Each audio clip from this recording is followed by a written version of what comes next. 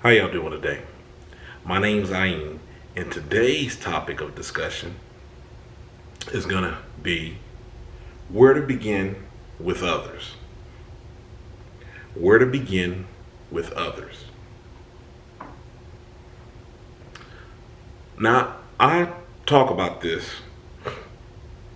from the standpoint in my book, Kilimanjaro's The Arithmetic of Family Communication. I talk about this from the standpoint of dealing with your mother, father, sister, brother, dealing with loved ones, and how you basically start with their viewpoint. It's not yours. Since you're getting ready to go out and you're getting ready to interact with people that you're already aware of, some of their quirks, some of the little idiosyncrasies, things that may get on your nerves, or whatever the case may be. It starts with their viewpoint because you're trying to identify with them. You're trying to see when you're going to have this interaction with them. You're putting a little bit of you aside. Now, in the book, in the first few chapters, I am talking about you from the standpoint of you have to get yourself ready to go into these encounters because you pretty much know what to expect. Pretty much on any given day. In the last sections of the book, it reflects back on you. And the reason being is because it goes with your self-talk. Especially when you're talking about dealing with people who you're familiar with. A lot of the times your patience is shorter, and you got to do some self-talk. But the point of this video in regards to where do I begin with others is it is similar to what I'm talking about in the book. It is similar from the standpoint of just like when you're dealing with people that work on the outside in the outside world. It still starts with their viewpoint and not your own. You have your own in regard to your belief and what you want to allow and not allow in your circle. But the thing that's different when you're engaging with others is they're not your cup of tea. If it's somebody that you're having a brief encounter with, then they're not your cup of tea. You can let it be. But you're sharing that space. And that's the thing that I think some people forget. That when you encounter others and you have interactions with them, you're forming relationships.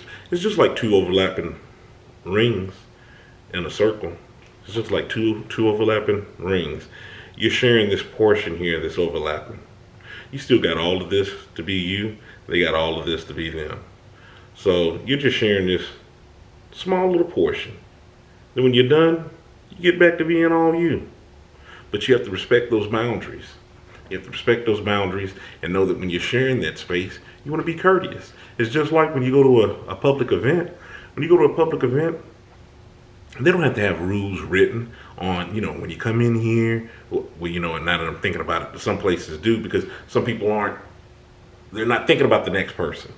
But for the most part, when there's public events, it's an unspoken rule that when you come in, you're sharing this space with people. So you're not going to be doing things that you'd be doing at home, walking around barefoot, feet all up on the furniture.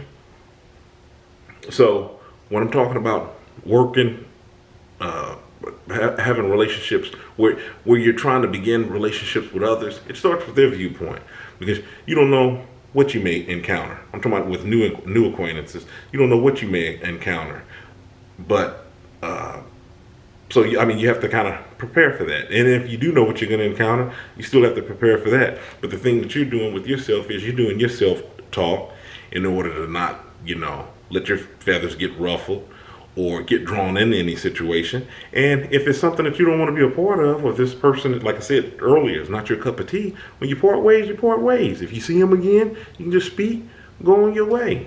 You don't have to be all wrapped up with them. So that's where my talk begins when I'm talking about, dealing with others. One example that I give in my book, I'm talking about it's an incident where I'm going over to visit my mother, and I'm going over to talk to her, and just to kind of check up on her. And she begins talking, and it was this incident that went down. And in this incident that went down, you could tell that she was really hurt, and she was emotional from the standpoint of really pumped up telling the story. Not emotional like crying or anything, but just you could tell it got up under her skin. And I wasn't in the mood.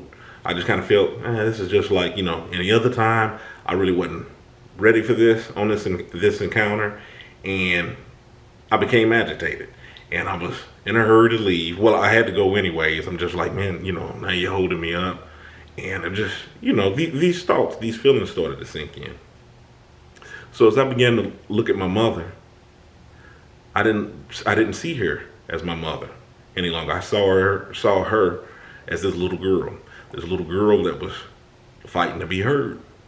She was fighting to be heard because it was an incident that really hurt her feelings, and she was really tied up in it. So I began to empathize with her. So slowly, my anger started to dissipate, and I really started to empathize with her and hear her out on what she was saying.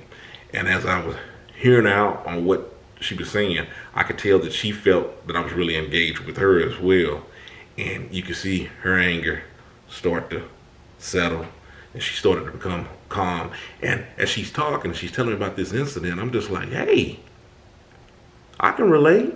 I felt like that at times too with similar incidents. This is a valid thing that she's voicing here.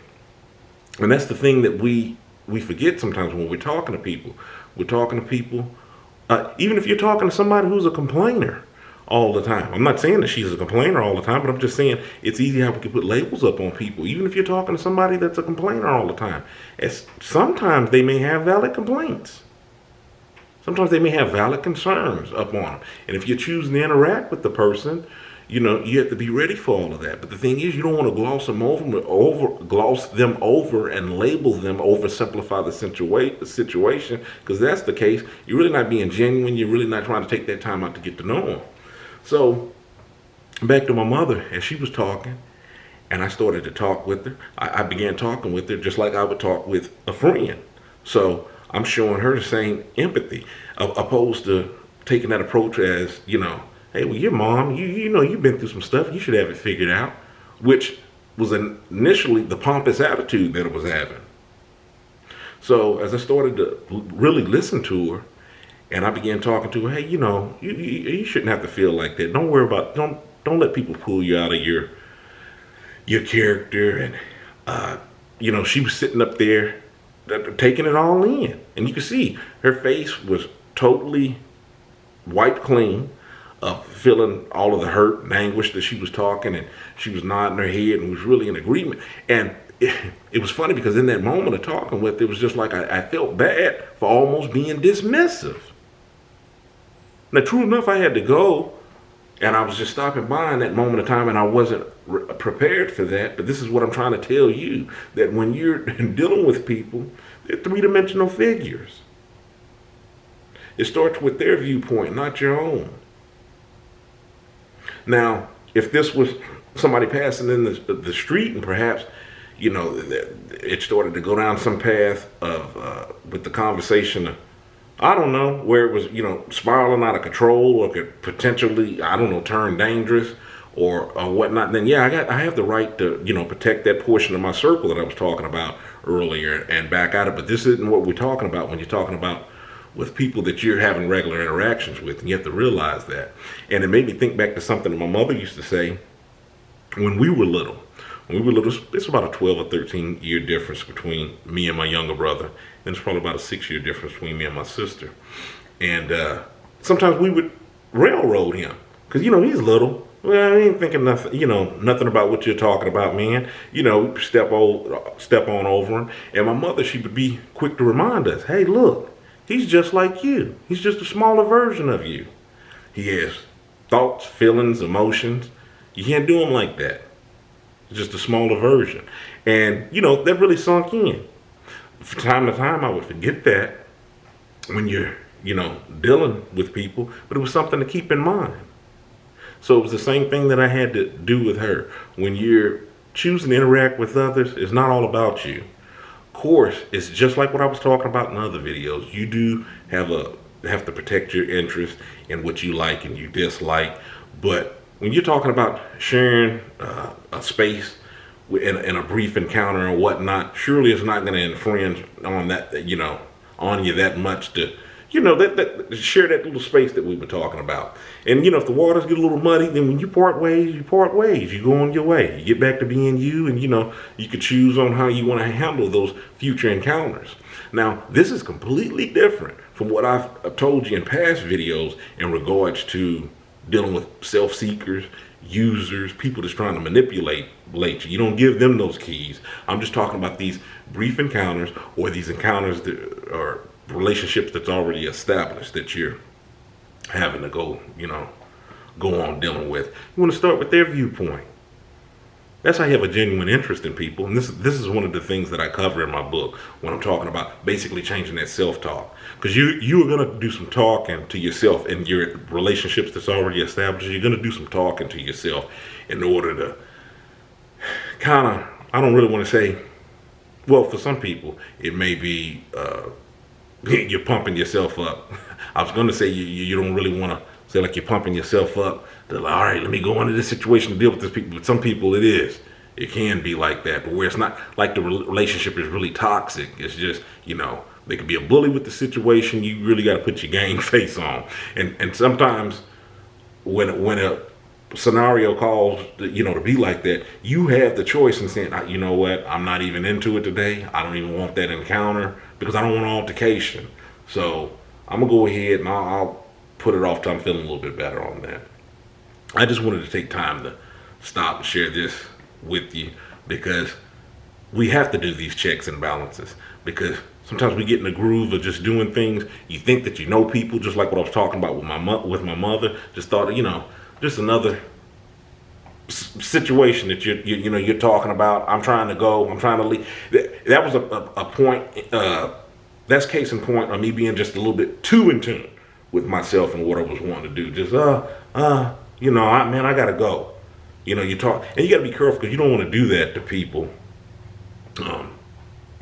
You want to be cognizant of how you treat people. You do really want to be in tune with them, and because I wouldn't want anybody doing me like that. I can't really think of a time that she's done me like that, and I know that I've talked about situations that are the most basic and most rudimentary to her, and she's not blowing me on off. So I wouldn't want to do that. So that's the reason why I was taking that time out to say that you do have to have these checks and balances, have things in place when you're dealing with others. That's where you begin. It starts with their viewpoint, and like I said, I go into more in depth with that with my book. Kilimanjaro is the Arithmetic of Family Communication. I'll leave a link in the description box. In the meantime, stay encouraged, avoid being discouraged, and you have a good one.